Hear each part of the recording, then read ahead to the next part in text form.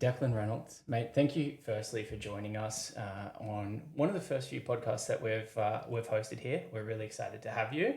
Thank you for having me. I appreciate you coming. You've made the time to visit us in an important or a busy schedule. The thing that I'm really excited about is, I suppose, picking your brain on some of the exciting things that you're working on. I know you have a ton of experience.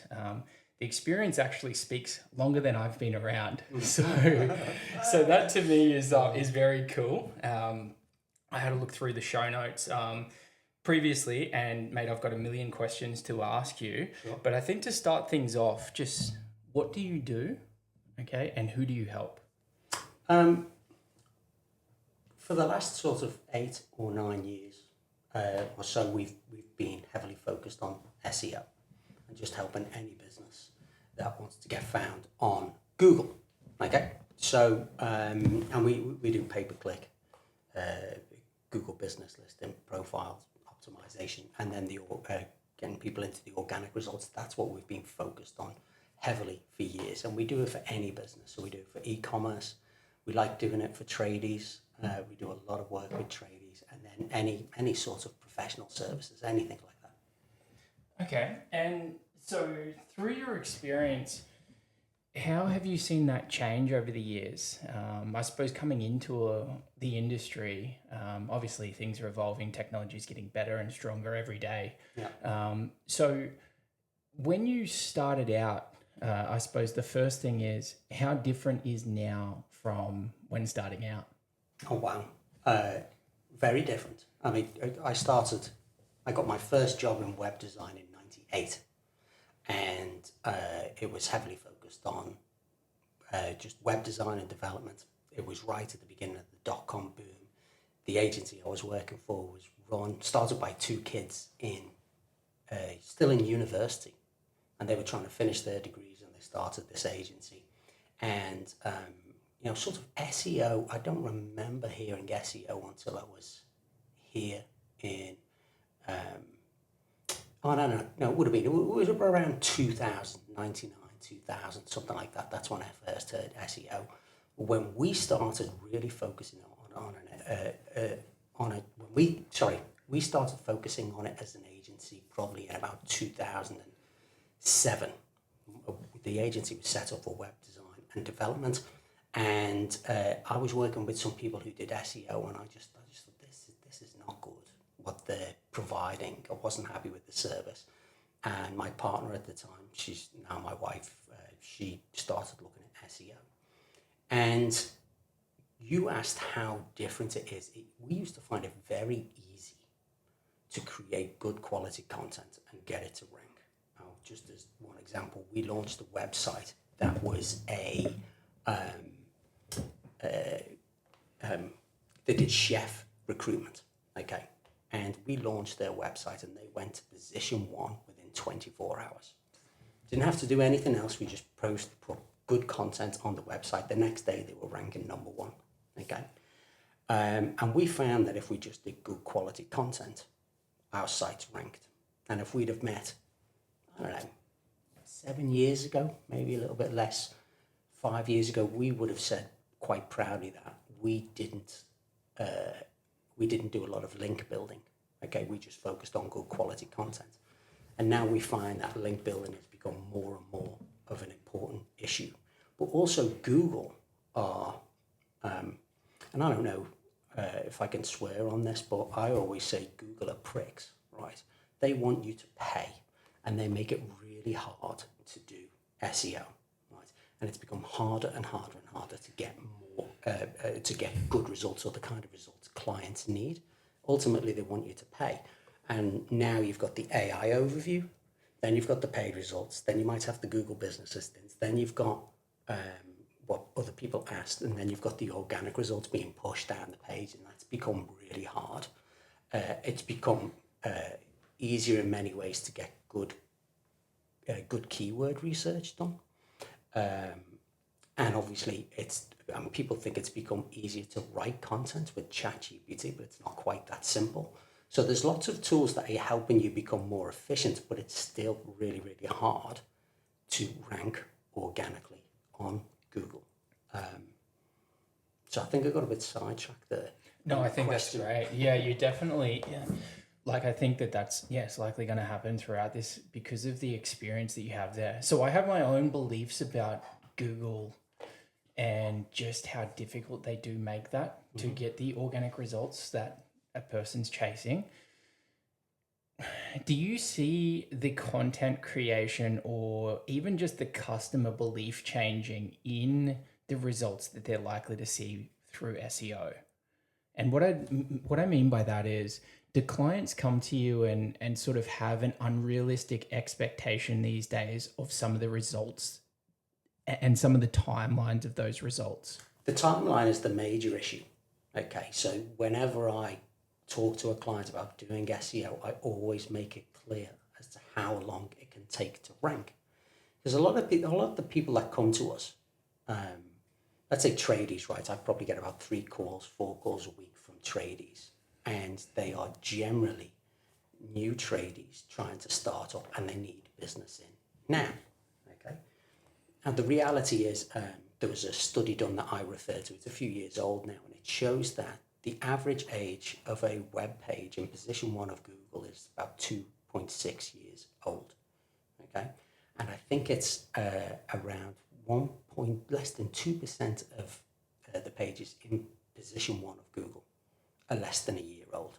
Right? And it takes a long time to build your rank, and that's what we have to get across. So I think SEO is a great way to market your business. You're on the world's biggest source of leads and inquiries, Google. But to get, and if you do SEO the right way, you're not paying Google, but it takes a lot of investment. So for a small business, like let's say a trader who's just starting out, if you're asking him to invest at least a year in SEO, not a lot of them can do that. And that's where you have to, I think that's where you have to sort of set the record straight and make people fully aware of what they are getting into. You know, Google Business Profile, that's great. The maps, it's free. Set it up yourself, get reviews, just fill in all the information. That's really good. Pay-per-click can be good, but you can spend a lot of money on it, and the click-through rates can be quite low. SEO is the best, but it's also the hardest. Yeah, it's really the long game. I get that. So what inspired you to start the company? Well, I guess I was immediately fell in love with web design and development. I just fell in love with it, and I loved the way it was going. You know, at the time I was in London in 2000, and you know, it was extremely cool. It was just going off. We had massive clients and so on, and I just kind of loved the whole area. And then when I came to Melbourne, I moved to Melbourne in 2001, and I was working for an agency there, and we were working with some really good clients, but I just wanted to be my own boss. So it was partly because I just loved web design and development, was very passionate, but I also wanted to be my own boss. And probably, at the time, I probably aspired to be a bit more of an entrepreneur. So I just wanted to set up on my own and sort of, you know, and I just grew the agency from there. But I think it was just I like the agency sort of way of life, way of business, and I just wanted to have my own agency and do that. And how was the UK agency model comparative to the Australian model? Are they similar or? They were similar back then, back in 2000. I didn't see too much difference. I think the biggest issue was in England, the biggest difference was the fact that you just worked, and you would work every night until 10, 11, no extra pay. That was just the ethos there, and it wasn't as I found it wasn't as hard as that here. I mean, there are agencies that do it, and I actually know an agency in Sydney, and they say they like to hear British people. They like to hire British people because they come with a sort of a more of a, yeah, I'll do the overtime kind of attitude. No offense to any Australians, but that's kind of, you know, that's what people have said. But it was very, very similar, similar process. Yeah, I think you'll notice we've got a Pom in the office, and she's a workhorse as well. So I definitely appreciate that. And at a stage, like you mentioned, some of the larger companies that you'd worked with. Yeah. I actually caught one of your presentations the other day, and some of those companies are significant companies. Yeah. So I suppose the average business looks very different than those companies, and I would assume that the services that they request are different. So if you're working with one of these big multinationals and running the campaigns for them and their strategy, can you tell us a little bit of how that differs from the everyday business that you work with? Well, I never enjoyed that. Actually, I always much preferred working with a smaller business and dealing with the business owner, or at least being very close to the business owner. I found that dealing with some of the big organisations, it was just such a laborious process in terms of sign off, approvals, you know, and then opinions. They're dealing with multiple opinions. So I very early in the evolution of the business decided I just wanted to work with the business owners and small businesses. We just found it much easier. You know, one of the reasons I've loved working with tradies is we are always dealing with the business owner. And to an extent, as long as the phone rings, they were happy. You know, and a lot of the clients we deal with, as long as the phone is ringing or inquiries are coming in or sales are being made on an e-commerce website, it's absolutely fine. So one of our biggest clients that you would have seen in the presentation, it took weeks to get anything signed off, weeks and weeks. And just, you know, the marketing manager I was dealing with, she would approve it. She'd say it was great. Then she'd take it to the team. Team would come back with changes. Then they had to take it to the manager, you know, and there was like 3 or 4 layers of sign off, and it was just a nightmare, in my opinion. And the pay can be better, but I've always preferred the smaller business. Yeah, great. And your business yourself got quite large at a stage there, and you made some changes after that. That led to a much more successful business from the show notes. So tell me a little bit about some of the challenges there and what that looked like. Well, we got the business to 22 people at one point, and it was heavily focused on web design and development, which was my background. And SEO was sort of part of it. And at that stage, we probably had about 3 people focused on SEO. And I had an office in the Philippines, and that had 10 or 11 people in it, and it was all web design and development. And we were dealing with a lot of agencies in Melbourne who would outsource work to us. And in theory, it should have been really good. We had a Filipino base. It was mostly managed in terms of the process in the Philippines. But I think it was there was 2 things that happened. I think we found it very difficult to manage that team and to get quality work done, and that's our fault. You know, I'm pointing the fingers and saying, "Hey, it was those guys." I set the office up. We hired those people, but we could just never get the process right and the quality right. And then when those websites came out, like Upwork and Fiverr, it just meant we had to keep on reducing prices, and the work wasn't being done well, and SEO was taking off, and we were getting really good results. And obviously, we had those. We have clients on a retainer, a monthly retainer, which is a good business model as opposed to build a website, bill, move on, you know, chasing it. So there was a few factors like that. Basically, the business should have been making a lot more money, and we were looking at the web design and development, the outsourcing area, and that was causing problems. So we just decided, we had a chat about it. I had a chat with the manager there, and we just decided we just closed that office down. So we just we got them round, and we just said, look, we're shutting it down. We set a few rules around it, and we moved on, and then we just focused on SEO. So we became, obviously the model was much better because we're doing a monthly retainer, and then we were a lot more efficient as well. And we had very strict processes in place that people followed, and it just made us a much better team with a much better outcome for clients. I was really interested when I read that part. Yeah, sometimes it feels like that. Cut the team in. It was even a third. It was like 300% cut the team back and 300 times more growth. Yeah. Yeah. It was a bit of it was probably the best decision I ever made in business was to get rid of that, and it was a bit scary because we'd kind of invested money, we had computers there, we had client relationships, but it just became sort of untenable, if you like, from a service point of view and a financial point of view.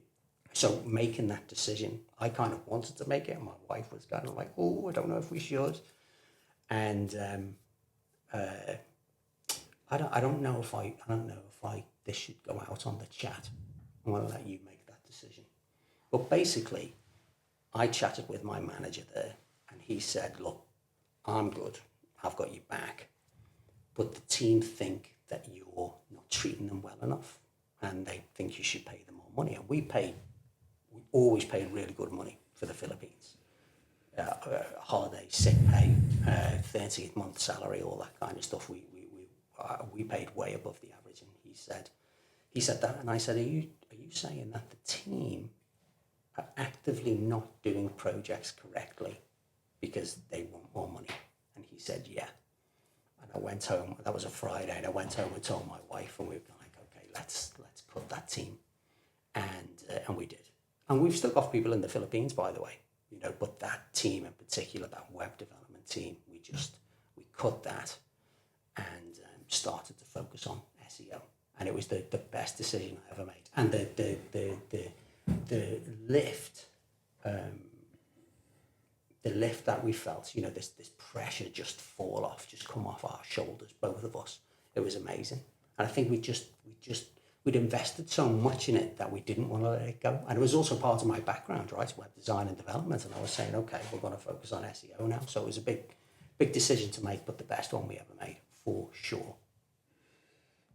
I love those moments. They really are. I so see those moments frequently. I was actually talking to a friend the other day in a sauna, and he was about to go and make that decision. Oh, really? And he was driving from Brisbane City to the Gold Coast. I won't say names or anything, but he sort of had spent 2 days working himself up into that conversation. There was a few of us sitting there in that sauna, and every single one of the other business owners in there was like, mate, make that call and you wait to see how you feel on the back of it. And I actually haven't touched base, which reminded me of that moment to see how he felt. But in hindsight, it's a beautiful thing when it's the right decision. It was. And it was amazing. And my wife as well, she said, oh my gosh, this weight off his shoulders was incredible. And, and I shouldn't just say it was just them, we needed to get the processes right and that kind of stuff, but we couldn't get them on side. And once that decision was made, it was fine. And we've got a Filipino girl now. She's been with us for 7 years, focused on SEO. So.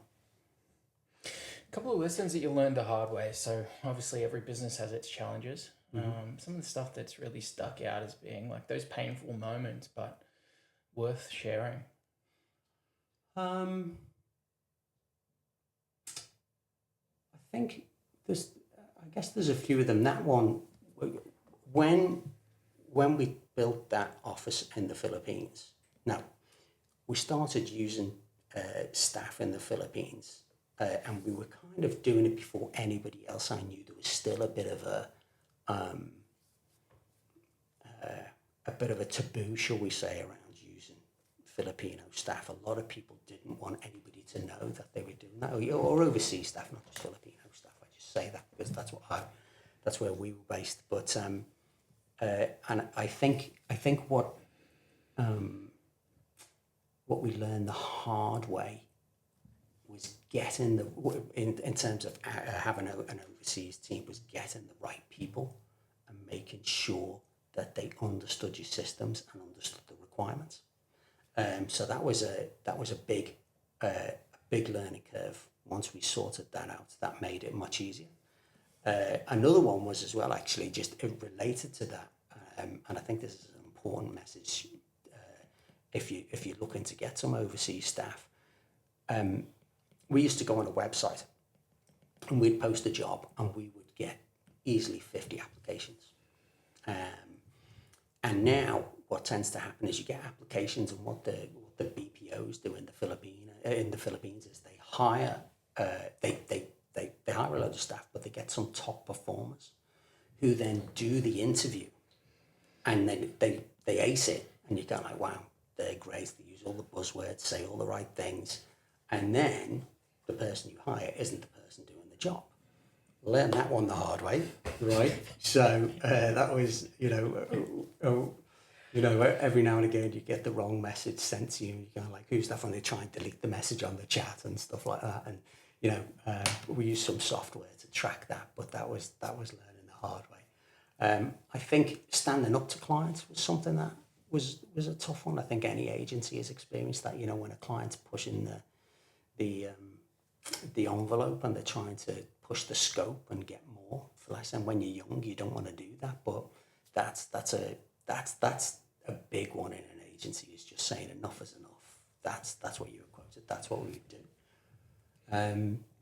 What else? I'm not too sure. I think that first one's a major unlock. The amount of times I hear people are going to offshore and then 2 weeks later they're back. It's much harder. And I think that's if I could go back sort of to when I started the business, sort of 17 years ago, I would try and sort of manage the business. That's something I wasn't really good at, was managing the business and making sure all the staff were Australian. I think we put too much overseas. When the business was running really well, we had a hub here. When the business started running really well, we had a good hub of Australian staff backed up by Filipino staff. And I think we had too much invested overseas early on. And I'm sure other companies have got it running really well, but we struggled with that. Yeah, those reflection moments to the young Declan, or the person just getting started today. You've obviously been in business a long time now. You've learned a lot along that path. Where do you see the opportunities going forward for these youngsters that are looking to get into the agency space, potentially SEO as a service, or just marketing agency type model? What opportunities do you see going forward? I think that broadly speaking, it's AI, and how can you use AI to help service your clients most effectively. And there's so much coming out. It's kind of like, where do you start? Okay. And I think, there's a lot of, you can go onto ChatGPT, right? And you can find GPTs that help you do SEO. Some of them do a decent job of creating content, but it's not enough, and I think if you understand what Google's looking for with its algorithm, it's quite hard to just ask ChatGPT, even with a custom GPT or an SEO GPT, whatever you want to call it, to actually do the job correctly and get everything right. There's no way Google is just going to let people just publish all this content that's coming out and let them get to the top of Google. So you've got to understand how the algorithm works and understand how to use those AI agents to get that. And I think that's probably where there's good scope to growth. So if it was me, let's say if one of my boys is too young now, but if one of my boys wanted to start an agency, or my daughter, I'd be saying, figure out how you can set a client up with the right AI tools to manage the SEO themselves, or parts of the marketing themselves. You can be there to consult and get it right. But there's so much stuff coming out now that will do things for other people. You need to learn how to set those AI agents up or the AI software up so that people can do it internally. And you can offer, ongoing support and so on. But I think there's a massive opportunity there. You know. And in fact, you've actually partly jumped into that opportunity. So you have an AI set up within your business currently. Can you tell us a little bit about what you're currently doing to... There's a few different things we're doing. So first of all, we've got an AI-based marketing app. And in terms of helping businesses,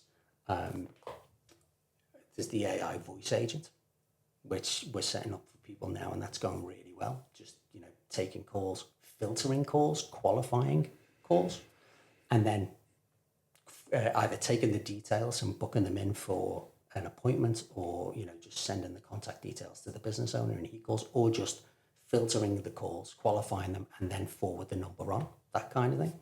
And then there's the voice AI chatbot, the AI chatbot on the website, which can do the same thing, but it can also manage your processes. So, and I think that's really important for a lot of the businesses we deal with. It's how can you be the most efficient you can be? And I always bring up tradies, but